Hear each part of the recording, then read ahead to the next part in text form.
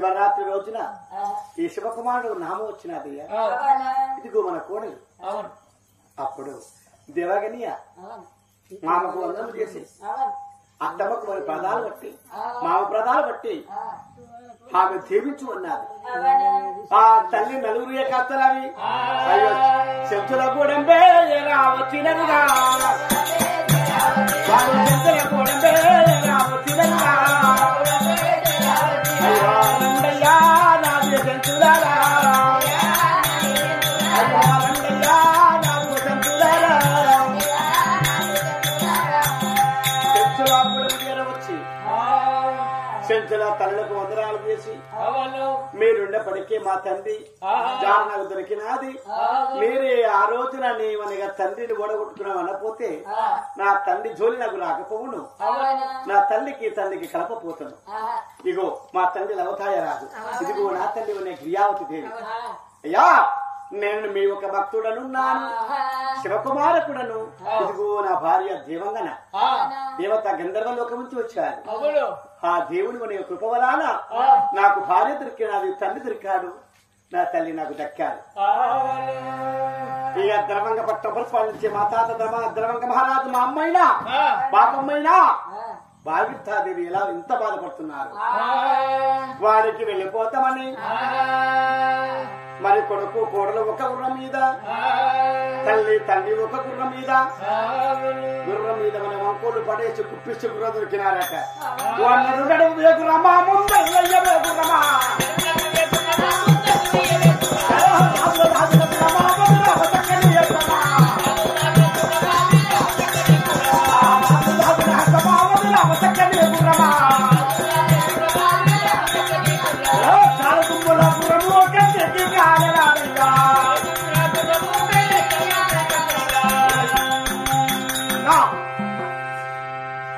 గర్భంగాపురి పట్టణం చేరుకున్నాం.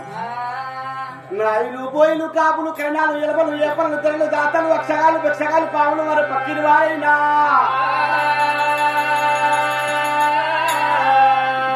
అప్పటికి మా తాత వృద్ధులైనాడు, మా బాపమ్మ వనిగా వృద్ధురాలైనాది. అందరి ముందున ఆ మనవడు వనిగా శివకుమారకుడు రండయ్యా రైతులాలా తెర రండయ్యా రండయ్యా రైతులాలా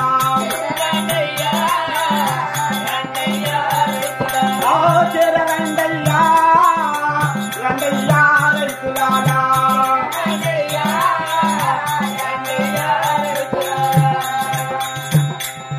అందరిని పిలిచి బ్రాహ్మణ రూపం మీద ఉన్న ఎవరు మునీశ్వరుడు. ముని అనగా కలహాలు కలహం పెట్టేది బ్రహ్మ కొడుకు బ్రహ్మ నారద. నారాయణుడి సలహా ఆ నారదమునేతుడి కనుక నారదమునేతుడి సలహా నారాయణ కనుక వాళ్ళిద్దరికి బంధమున్నది. అతనికి మనకి బ్రహ్మచారి లోక సంచారం తిరిగి వస్తాడు. పాతాళం నాదే అంటాడు, నరలోకము నాదే అంటాడు, దేవలోకము నాదే అంటాడు, స్వర్గము నాదే అంటాడు, ఇంద్రలోకము నాదే అంటాడు, గంధర్వలోకం నాకే అంటాడు. ఇక్కడ మాయమై అక్కడ పుడతాడు, అక్కడ మాయమై ఇక్కడ పుడతాడు.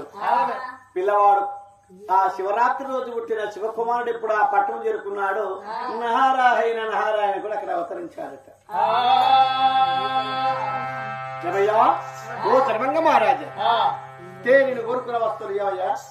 సుధర్మాత్ముడు కదా, 10 రోజులకు ఇస్తున్న వస్తువులు ఇగో ఇప్పటికి 24 సంవత్సరాలు గడిచిపోతున్నది. నువ్వు ఇచ్చినావా? అప్పుడు జరిగిన కథంతా ఈ జరిగిన కథంతా మునీశ్వరుడు ఆ తల్లి ఆ తండ్రి వారితో చెప్పినారట. మునీశ్వర, ఎలాంటి పత్రిక నువ్వు కోరుకున్నావయ్యా?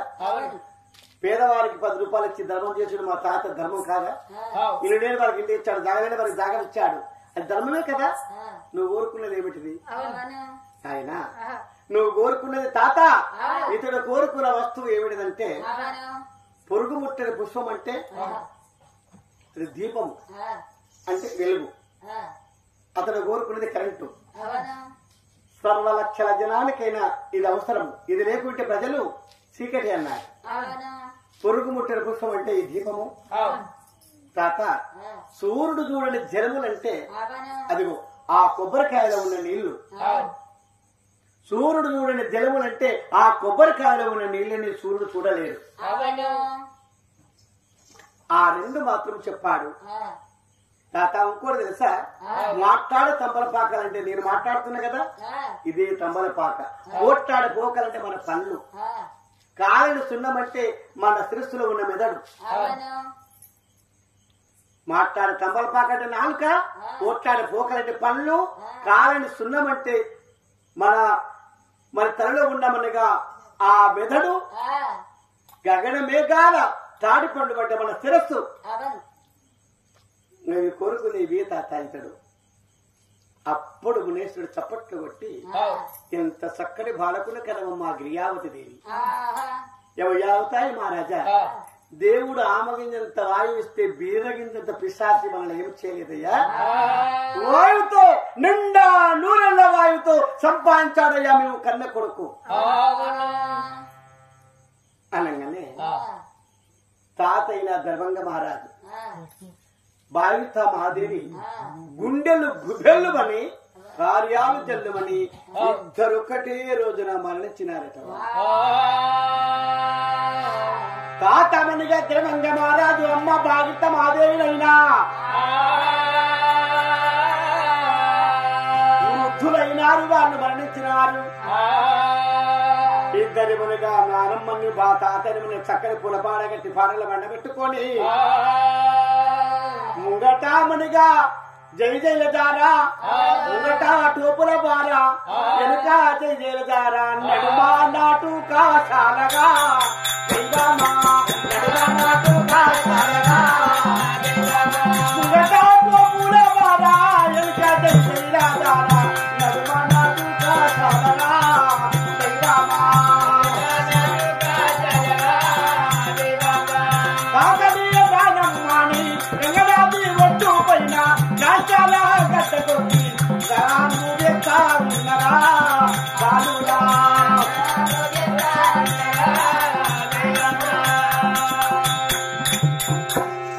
బాపమ్మని రాష్ట్రాల గడ్డకు చక్కగా 12 మళ్ళా గన్నం చెక్కలు ఇద్దరిని దానం చేసి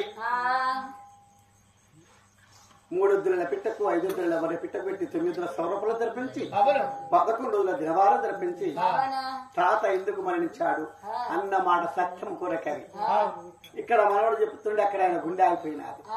భర్త గుండె ఆగిపోతే భార్య గుండె అయిపోయినారు.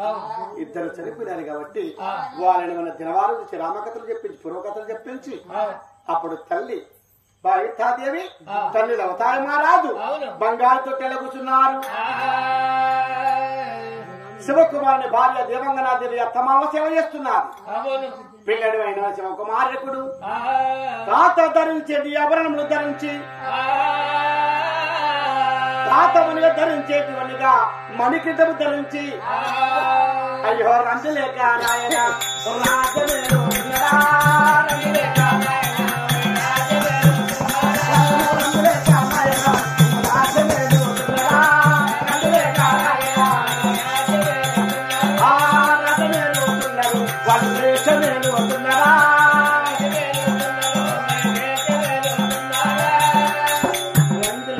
తల్లి తండ్రి కొడుకు కోడలు గ్రామ పెద్దలుగా చేపట్టుకొని సంతోషముగా సుఖ సంతోషాలతో పిల్ల పాపలు కనుక్కొని వాళ్ళు హాయిగానే జీవించి బతుకుతున్నారు. ఇక్కడికి గిరియావతి కథ చెప్పించిన వారికైనా ఈ కథను విన్న వారికైనా తొలుగురు పాపములు కలుగురు పుణ్యములు ఇక్కడికి కథ సంపూర్ణము. మరి దగ్గర వారు ఎవరైనా చనిపోయిన పెద్దల మీద సరిచేయండి, చదువుతాము.